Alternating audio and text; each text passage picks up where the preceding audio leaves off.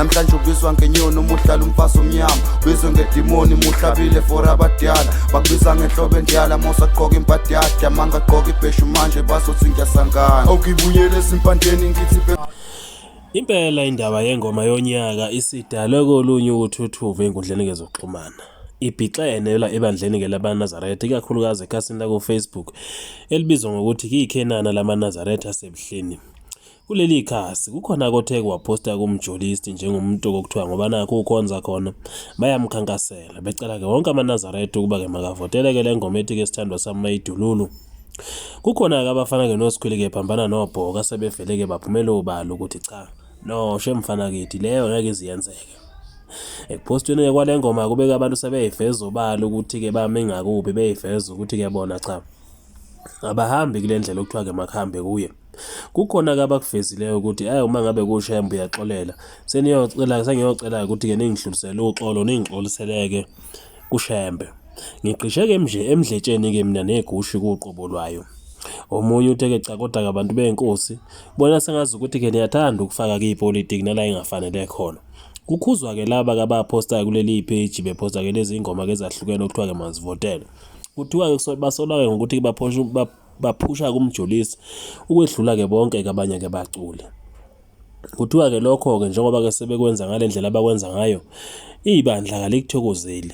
Abanye ke bakuveza ukuthi ke ubaba ke wabo wabakhuza ngalento ke ukufaka ipolitiki nala ingafanele khona. Wabakhuza wathi ke ubathanda ke bonke abantu. Njengoba ke lokhu sekwenze kanjena kukhombe ukuthi ke ikahle kahle abahambi ke emzileni owodwa. Abanye ke bawugadile, abanye ke bawugadanga umzila. Baziveza abantu bathi bona bavotela ke ingoma C njengengoma kabathi ke bayithemba. Omunye kuthe wonke umuntu uyazi ukuthi ngibani ozonqamula unyaka. Musani lokho enixova ibandla lokuniposta kabantu enasikahle kamhlophe ukuthi ke bazosimoshela kamavoti. Uthi ngicheme negushi babanyazi lwesizulu uzungixolele. Uthi komunye ungabosebenzisa ke inkulumo kulwa ke izimpi zakho. Sonke siyazi ukuthi yipi ingoma okufanele ke ivotelwe futhi wonke umuntu uyakwazi lokho. Musani ukubona ke lapha ke ipage ukuthi nifake lezi ngoma ke zepolitikeni. Hambani kwipolitikeni yezingoma zonqamula unyaka uma ngabe nginifuna ukuya khona. Kuleli page ke abantu ke bafezeke ukuthi ke beneme neze ngendlela okwenzeka ngayo.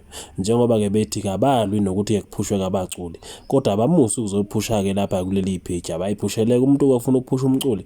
Akamphushe phela ngendlela yakhe page ke lakhe noma account yakhe. Hayi lapha ke page ke lamaNazaretha njengoba kaManazaretha ekhala ngokuthi yipage lelo kufanele ukukhulunywe kulona ngezenkolo hayi ngezepolitiki engathi shu ngoba ke besola ukuthi lento ingahambe igcine ke idale kuqhekeko kuleli bandla. Sekucacile ke vele njengoba ke kwenzeka ilona qhekeko lolu alukho futhi olunye ke singalilindela njengoba abantu besho ukuthi ke abakwenameli ke lokhu futhi ke wonke umuntu uthi makuvotela ingoma yasemdletsheni.